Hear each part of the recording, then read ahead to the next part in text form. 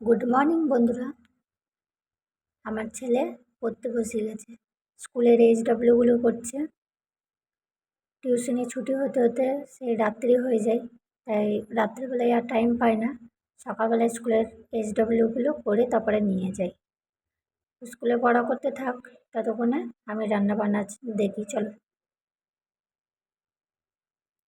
এই যে ভাত খেয়ে যাবে, তাই ভাত বসিয়ে দিলাম একবারে,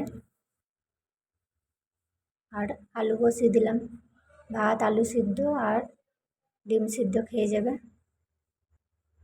ওর বাবা নেই, আমাকে তো একা একাই সব কিছুই করতে হচ্ছে। স্কুল থেকে নিয়ে আসা, নিয়ে যাওয়া, আবার ক্যারাটেতে যাওয়া, সবই করতে হচ্ছে। এখন এবার স্কুলের বইগুলো গুছিয়ে দিই। ছেলে পারে না, আমাকেই গুছিয়ে দিতে হয়, তাই ব্যাগপত্র সব গুছিয়ে দিতে লাগলাম। এগুলো CW আর এটা SW।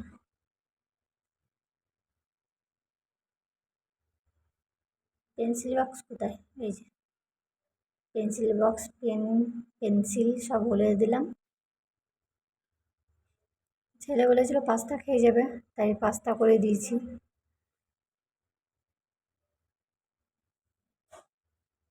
টিফিন বক্সটা খুব সুন্দর না? দাঁড়াও পুরোটা দেখায়।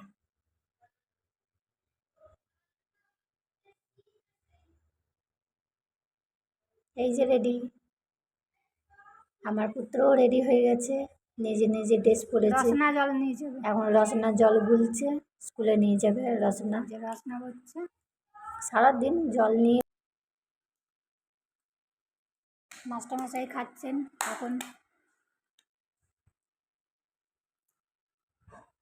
আলু সিদ্ধ, ডিম সিদ্ধ খাবে বলেছিল, জোর করে কালকে ডিমের আলু তরকারি দিয়ে দিয়েছি আর ডিম সিদ্ধ।